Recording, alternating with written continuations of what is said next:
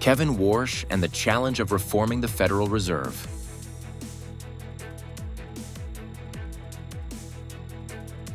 PM urges flexible monetary policy to avoid economic shocks.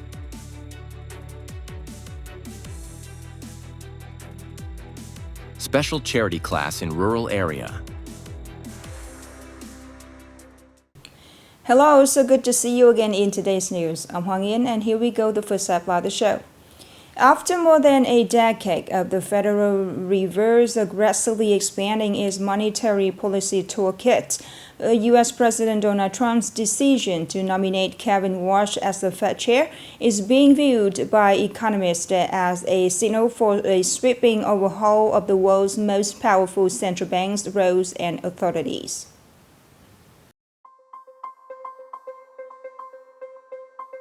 Kevin Warsh, former Fed governor, has spent years consistently criticizing the Fed for expanding its mandate beyond its core objectives of controlling inflation and maximizing employment.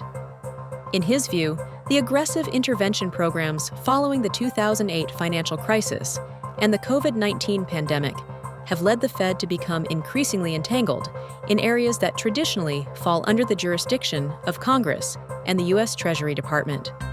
These calls for a monetary policy shift have earned Mr. Warsh the support of Treasury Secretary Scott Bessent, who has also frequently criticized the Fed for consolidating power through large-scale asset purchase programs.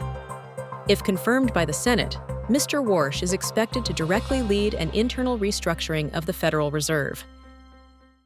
Ukrainian President Volodymyr Zelensky said on January 31st that Ukraine was waiting for more information from the United States about further peace talks and expected new meetings to take place next week.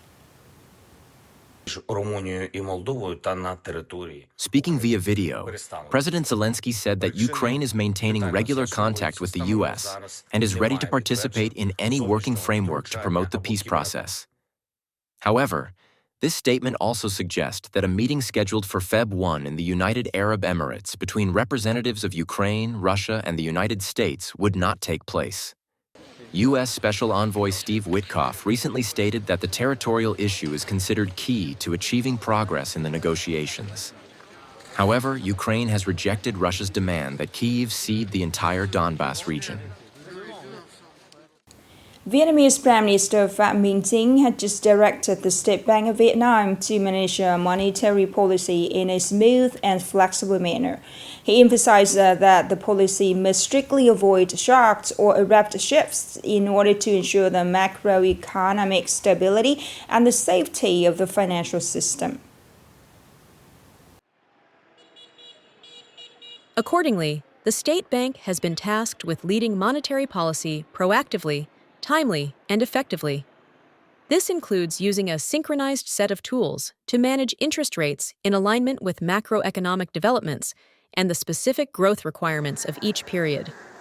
Credit flows are to be prioritized for production, business, key growth drivers, SMEs, and technology enterprises.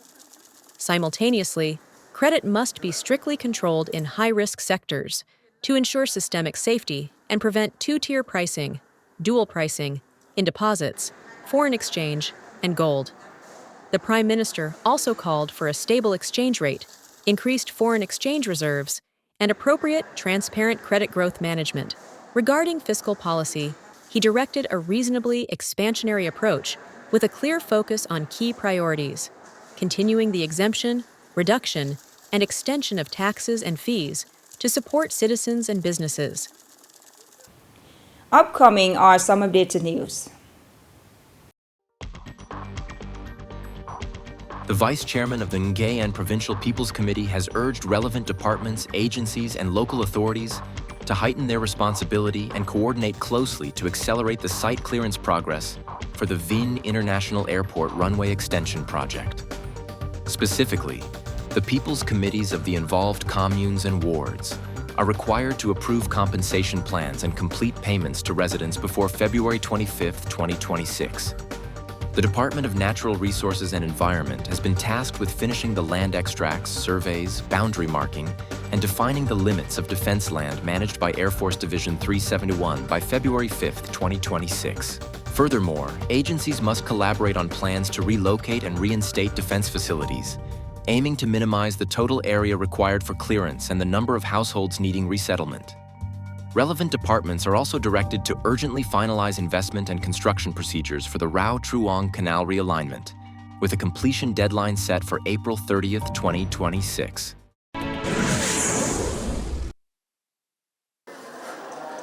In response to the 2026 Lunar New Year blood donation campaign and the Pink Spring Festival, launched by the National Steering Committee for Voluntary Blood Donation, the Provincial Red Cross Society, in collaboration with the Unghae An Hematology and Blood Transfusion Center, organized the 18th Red Sunday Festival this morning.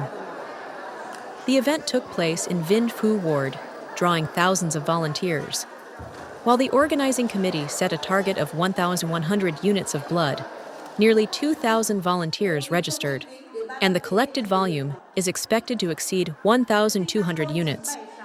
All collected blood will be received, preserved, and distributed by the Unghae and Hematology and Blood Transfusion Center to medical facilities for emergency use and patient treatment. This initiative significantly contributes to addressing the blood shortages that frequently occur during the Lunar New Year holiday.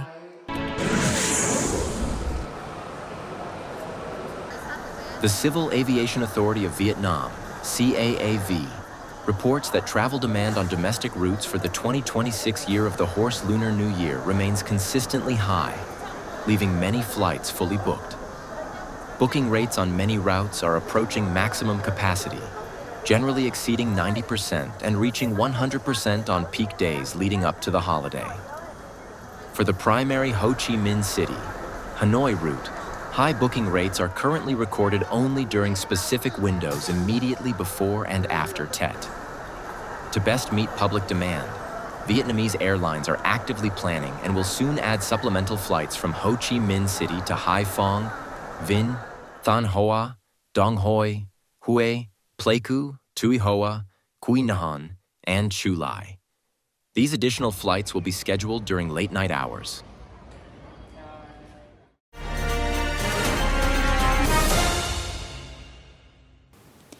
In a rural area that still faces many hardships, a special class opened its doors every weekend without fail.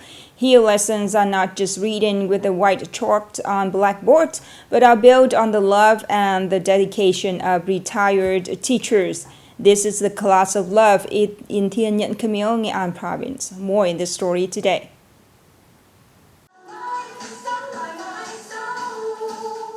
The sessions are always filled with joy. Familiar numbers in math, letters in Vietnamese, and practical life skills are taught through a gentle, accessible approach. This class is founded by Mr. Vu Dien Lam, the former principal of Phuc Quang Secondary School, and his family.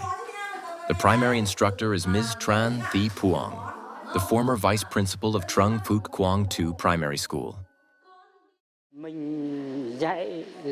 My teaching is driven by the love I have for my students. At the end of the year or the semester, if they achieve good results, there will be rewards for them.